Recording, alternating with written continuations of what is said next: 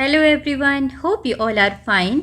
आज हम पीएम श्री केंद्रीय विद्यालय का क्लास 4 इंग्लिश का PT1 जो टेस्ट है उसका एक सैम्पल पेपर सॉल्व करेंगे। आपका PT टेस्ट 1 जो है वो 30 मार्क्स का है, जैसे आप लोगों को पता है। आपके रीडिंग सेक्शन 10 मार्क्स का, prose 5 marks, grammar 5 marks, creative writing 5 marks, spellings 5 marks, total 30 marks. तो ये एक सैम्पल पेपर है। किस तरीके से क्वेश्चन आएंगे इसके द्वारा आप समझ सकते हैं और अपनी तैयारी कर सकते हैं। तो सबसे पहले आपको एक रीडिंग कॉम्प्रिहेंशन मिलेगा, रीडिंग पैसेज है, उसको आपने पढ़ना है और उसी के बेसिस पर आपको क्वेश्चंस के आंसर्स देने हैं। चलिए इसको पढ़ते हैं। Ramu and his wife Lakshmi lived in a village. Ramu was a wise and kind person. Lakshmi was a greedy woman. They worked hard and earned little money. When there was no work, they had no food. Ramu and Lakshmi moved to a nearby town in search of work. One kind old man helped Ramu to learn driving auto. Now Ramu was able to earn enough money for their living. Ramu was happy with he earned, but Lakshmi always wanted more and more money and comfort. तो यहाँ पर आपने जो paragraph है उसको कम से कम 2 बार पढ़ना है, ठीक है। यहाँ पर क्या दिया गया है कि रामू और उसकी वाइफ है जिसका नाम है लक्ष्मी, वो एक गांव में रहते थे और Ramu was a wise, Ramu बहुत बुद्धिमान था और काइंड पर्सन था, दयालु आदमी था। और जो उसकी वाइफ लक्ष्मी थी वो बहुत ग्रीडी वुमेन थी, लालची औरत जिसको बहुत लालच था। They work hard and earn little money, वो बहुत मेहनत करते थे लेकिन वो बहुत कम पैसा कमा पाते थे। When there was no work, they had no food. और जब कोई काम नहीं होता था तो उनके पास खाना भी नहीं होता था, क्योंकि काम नहीं होगा, काम नहीं करेंगे तो पैसे नहीं मिलेंगे और पैसे नहीं होंगे तो खाना भी नहीं खरीद पाएंगे कुछ भी। Ramu and Lakshmi move to nearby town. उसके बाद जो रामू और लक्ष्मी हैं वो कहाँ चले गए? पास के एक गाँव शहर में चले गए। टाउन आप कस्बे को भी बोल सकते हैं, ठीक है। तो इन सर्च ऑफ वर्क, किस लिए गए? काम की तलाश में। One kind old man help Ramu, एक काइंड मतलब दयालु बूढ़े आदमी ने रामू की मदद की। किस काम में? टू लर्न ड्राइविंग ऑटो, उसको ऑटो चलाना सिखाया उस बूढ़े व्यक्ति ने। Now Ramu was able to earn enough money for their living. अब रामू इतना पैसा कमा लेता था कि उनके रहने के लिए, खाने पीने के लिए वो काफ़ी था। Ramu was happy with he earn, और रामू जो कमाता था उससे वो खुश था, काफ़ी खुश था कि उसको उसके हिसाब से पैसे मिल जाते थे ताकि वो खा पी सके, अपनी फैमिली को देख सके। But Lakshmi always wanted more and more money and comfort, लेकिन जो उसकी वाइफ लक्ष्मी थी वो हमेशा ही उसको बहुत ज़्यादा पैसे चाहिए थे, मोर एंड मोर, ज़्यादा से ज़्यादा, ठीक है, और आराम चाहिए था। क्योंकि लक्ष्मी थोड़ी क्या थी? लालची थी, तो उसको थोड़े से पैसे जो थे जो रामू कमाता था वो भी बहुत कम लगते थे। रामू के लिए काफ़ी था वो खर्च चलाने के लिए, लेकिन लक्ष्मी को लगता था बहुत कम है, ठीक है। अब आपके रीडिंग के बेसिस पर आपको क्वेश्चन पूछे जाते हैं। Where did Ramu and Lakshmi live? Ramu और लक्ष्मी कहाँ रहते थे? तो आपको फर्स्ट पैराग्राफ में ही आंसर मिल जाता है। Ramu and his wife Lakshmi lived in a village. तो इस तरीके से आपने आंसर को यहाँ से छांट कर फिर नीचे अपने क्वेश्चन के नीचे आंसर वाली जगह पे लिखना है। तो ये आंसर आप यहाँ पर लिखेंगे। तो इस तरीके से आपका आंसर होगा, Ramu and his wife Lakshmi lived in a village. अब आप यहाँ ध्यान दीजिएगा, क्वेश्चन में आपका LIVE लिव है, बट आंसर में आप लिव्ड लिखेंगे, क्योंकि जब हम आंसर लिखते हैं वो पास्ट फॉर्म में लिखते हैं। किसी भी क्वेश्चन में जहाँ डिड होता है और उस क्वेश्चन में कोई भी वर्ब होता है, डूइंग वर्ड, तो उस डूइंग वर्ड का पास्ट फॉर्म लिखते हैं हम आंसर में, ठीक है। अब नेक्स्ट है, what kind of a person was Lakshmi? Lakshmi कैसी पर्सन थी, कैसी इंसान थी? तो लक्ष्मी कैसी थी? Lakshmi was a greedy women. यहाँ पे लिखा हुआ है Lakshmi was a greedy women. Lakshmi एक लालची महिला थी। यही आंसर आप यहाँ पर लिखेंगे। So this will be your answer, Lakshmi was a greedy women. Next is, why did Ramu and Lakshmi move to a nearby town? Ramu और लक्ष्मी पास वाले जो कस्बे में या शहर में क्यों चले आए थे? काम की तलाश में। अब ये कहाँ पर लिखा है नियर बाई टाउन वाला? ये देखो इस पैराग्राफ में, Ramu and Lakshmi move to a nearby town in search of work. This you have to write here. So this will be your answer, Ramu and Lakshmi moved. यहाँ पर भी मूव की जगह क्या हो जाएगा आंसर में? Moved to a nearby town in search of work. काम की तलाश में वो शहर में आ गए। Next question is, what did Ramu learn from the old man? Ramu ने बूढ़े आदमी से क्या सीखा? उसने ऑटो चलाना सीखा था।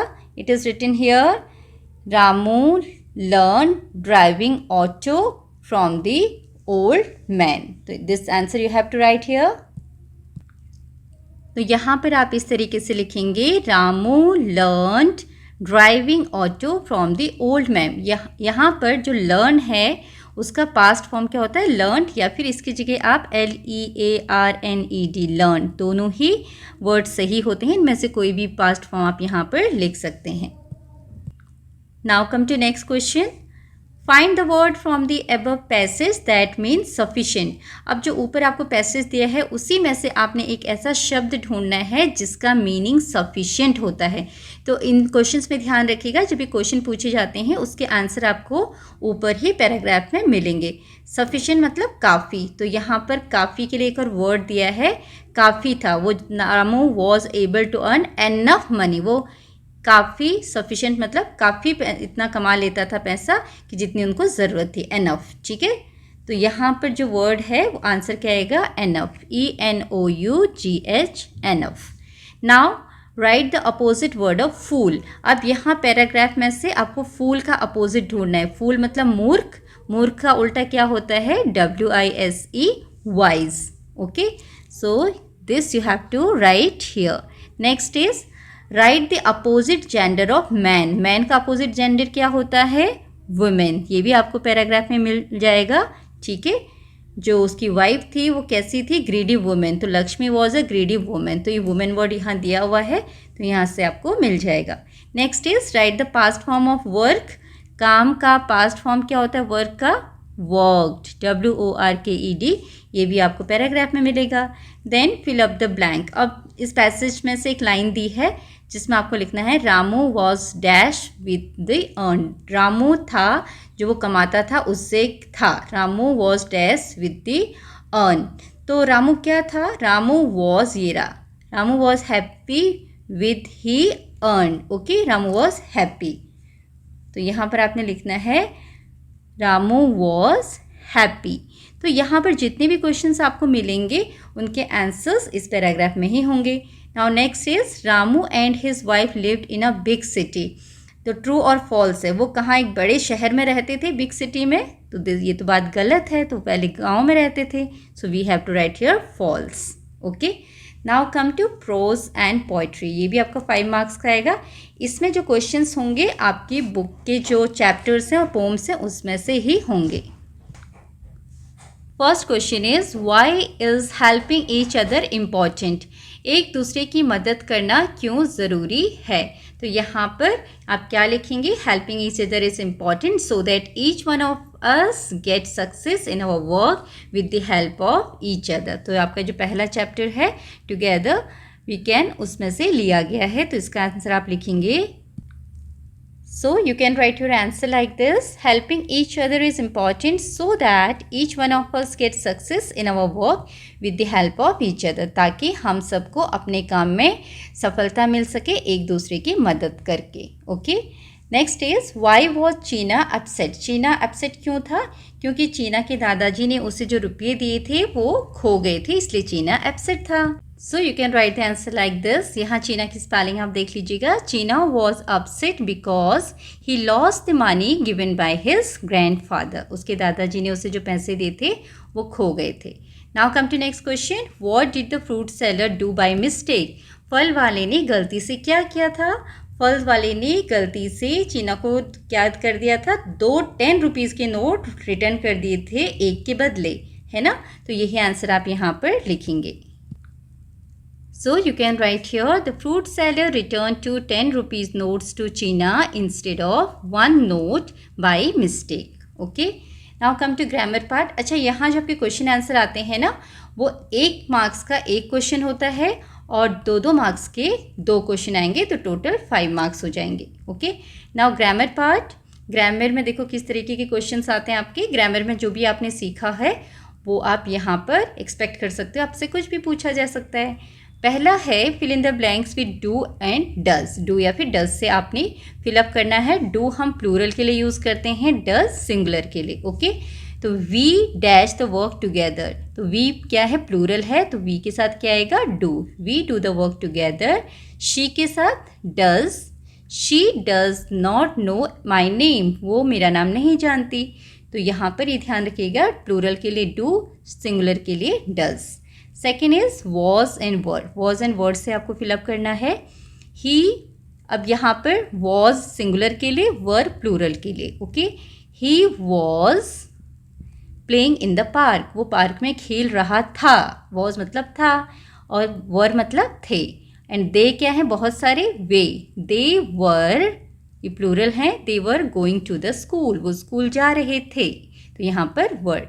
नेक्स्ट है फिल इन द ब्लैंक. यहाँ पर fill in the blanks with is am are. अब आपने यहाँ पर इज एम आर से फिल करना है.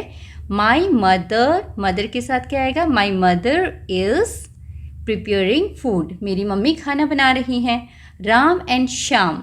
राम और श्याम क्या है, 2 लोग हैं, प्लूरल, तो यहाँ पर are. Ram and Shyam are reading a story book. दोनों एक स्टोरी बुक पढ़ रहे हैं. और आई होता तो यहाँ क्या आता, आई एम. जैसे आई एम ईटिंग फूड, मैं खाना खा रही हूँ. ठीक है. देन नेक्स्ट इज आपको फिलअप करना है हैज़ और हैव से. हैज़ एक के लिए, हैव ज़्यादा के लिए, और आई के साथ भी हैव आता है. तो यहाँ पर आई है, I have a beautiful doll. मेरे पास एक खूबसूरत डॉल है, गुड़िया है. अ काव. अ काव क्या है, सिंगुलर है.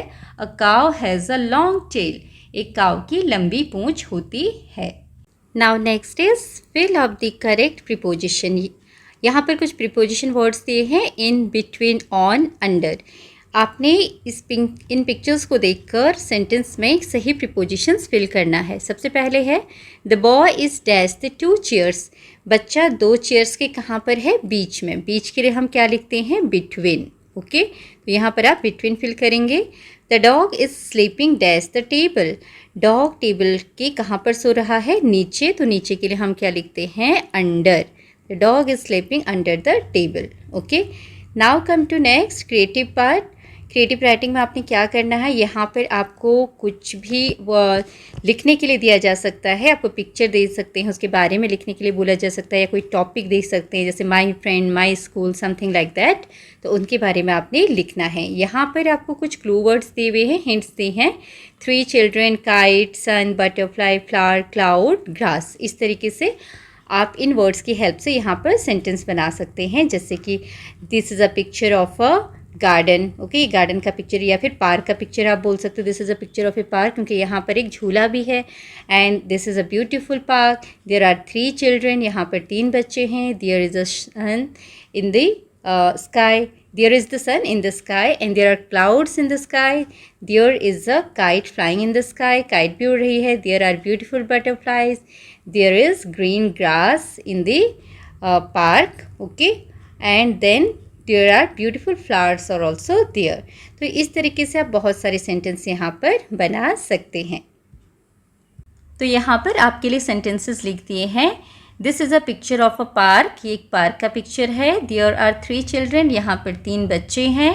There is a sun in the sky. यहाँ पर आसमान में सूरज है. There are clouds in the sky. आसमान में बादल भी हैं.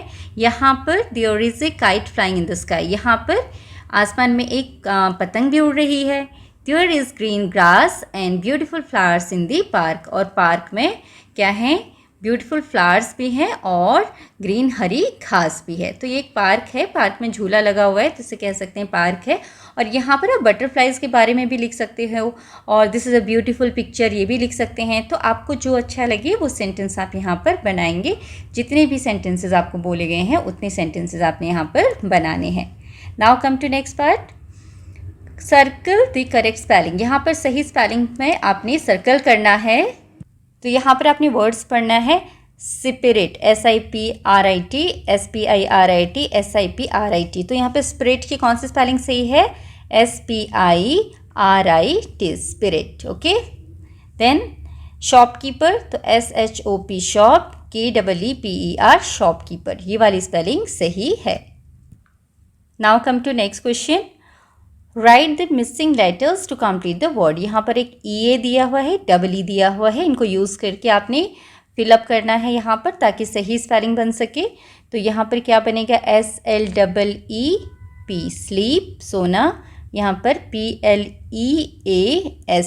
प्लीज़। तो ये वर्ड यहाँ पर आ जाएंगे letters. Then unjumble the letters and rearrange them to make meaningful words. यहाँ पर मीनिंगफुल वर्ड बनाने आपने इनको अनजम्बल करके। तो ये क्या बनेगा? VILLAGE, ठीक है, विलेज, गांव। This is honesty, HONESTY, honesty, ईमानदारी। Now next is make 2 words from the given word. यहाँ पर एक वर्ड दिया है टुगेदर, इससे 2 नए शब्द आपने बनाने हैं। तो क्या क्या बन सकता है यहाँ पर? GET गेट भी बन सकता है, HER हर बन सकता है, ठीक है, और THE द भी बन सकता है, TO2 भी बन सकता है। तो यहाँ पर बहुत सारे वर्ड्स बन सकते हैं। आपको 2 वर्ड्स बनाने के लिए बोले हैं, तो आप यहाँ पर कोई भी 2 वर्ड बनाएंगे। Come to next, choose the correct spelling and fill up the blank. यहाँ पर सही स्पेलिंग आपने चूज़ करनी है और खाली जगह को भरना है। A dash of sheep, sheep के ग्रुप को हम क्या बोलते हैं? हर्ड बोलते हैं। तो बताइए इसमें स्पेलिंग कौन सी सही है? HARD या HERD? HERD is the correct spelling. तो यहाँ पर आप लिखेंगे HERD। Next is a dash of keys, keys का क्या होता है? बंच, बंच की स्पेलिंग क्या होती है? BUNCH या BENCH? So BUNCH is the correct word, ठीक है। तो इस तरीके से आप इसे करेंगे। तो ये आपका इंग्लिश का एक सैम्पल पेपर है क्लास 4 का। तो इसी तरीके से आपको क्वेश्चंस मिलेंगे, तो आप इनकी अच्छी तरीके से तैयारी कीजिएगा। Thank you for watching.